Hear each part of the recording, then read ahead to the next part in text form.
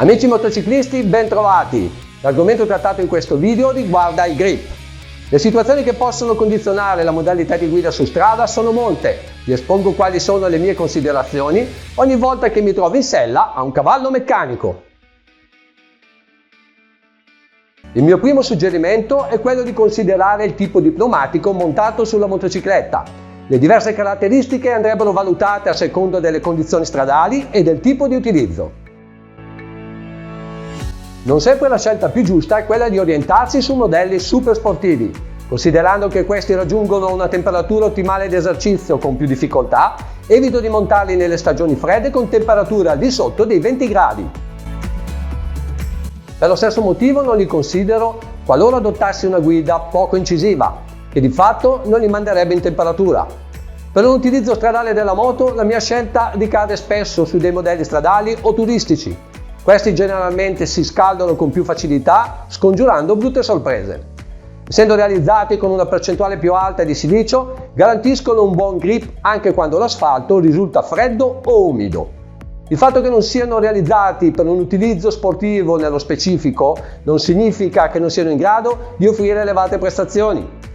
Gli angoli di piega che ne consentono sono sufficienti per far scintille sull'asfalto. Ancora una volta voglio ricordare quanto sia importante monitorare costantemente le loro condizioni.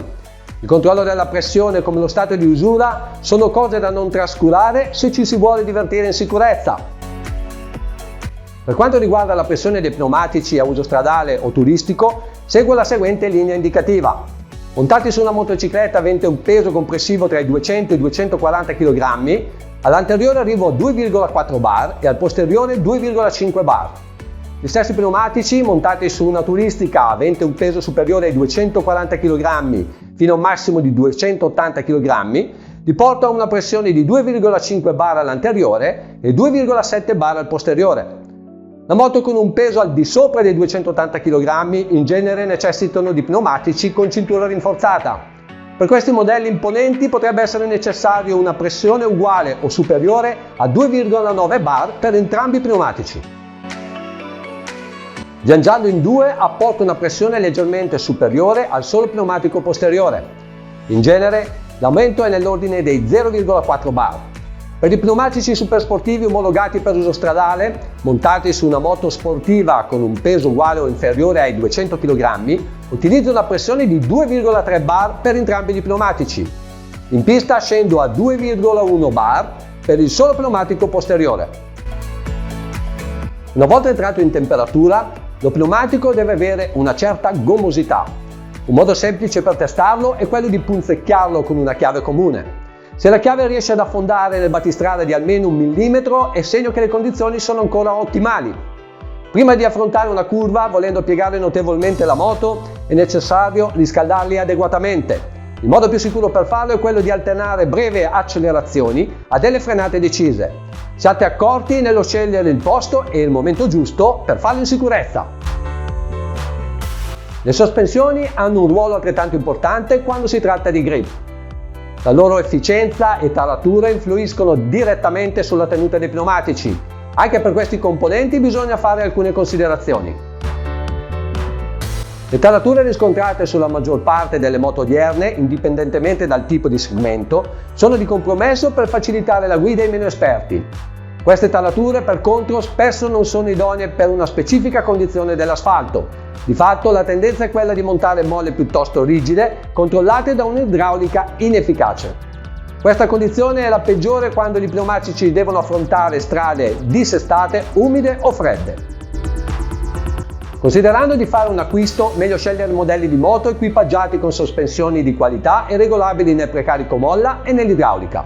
Un sospensionista potrà aiutarvi con una spesa nettamente inferiore a trovare il giusto compromesso per un miglior feeling.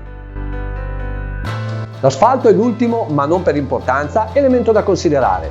L'occhio del pilota, oltre che guardare in lontananza, deve necessariamente prestare attenzione a ciò che si presenta dinanzi e al di sotto della ruota. Superando le irregolarità presenti sul manto stradale, soprattutto in percorrenza di curva, la tecnica che uso è quella di spingere con forza sulle pedane. Il peso trasferito più in basso stabilizza meglio la moto, riducendo eventuali oscillazioni. Con queste condizioni d'asfalto la ciclistica svolge un ruolo importante. Le motociclette che ritengo più idonee sono quelle con un interasse generoso, sospensioni a lunga escursione e tarata tendenzialmente sul morbido. Parlando di sospensioni dalla taratura morbida, mi riferisco principalmente alla risposta delle molle. Inutile cercare di lavorare sulle regolazioni idrauliche quando sono presenti, se le molle montate non sono date per un utilizzo stradale della moto.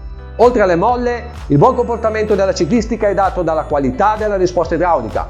Una corretta regolazione può garantire sicurezza quando il gioco mi prende la mano. I piloti dal polso sciolto lo sanno bene. Anche il manto stradale più regolare offre comunque una tenuta differente. Il tipo di conglomerato bituminoso è riconoscibile da una diversa colorazione riscontrata in superficie. Il grip migliore viene offerto da un tappetino più fine e scuro o da quello drenante di colore rossastro, quest'ultimo spesso riscontrato su strade di montagna. Un manto stradale più grigiastro offre un grip differente. La presenza di pietrisco nell'agglomerato, che può variare di percentuale, ne determina la reale tenuta dei pneumatici.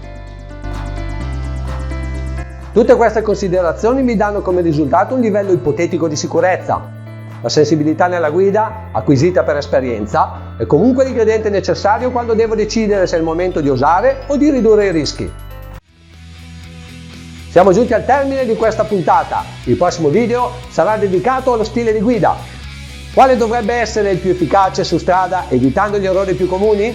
Le mie considerazioni nel prossimo appuntamento su Crazy Rider Italia. Ciao!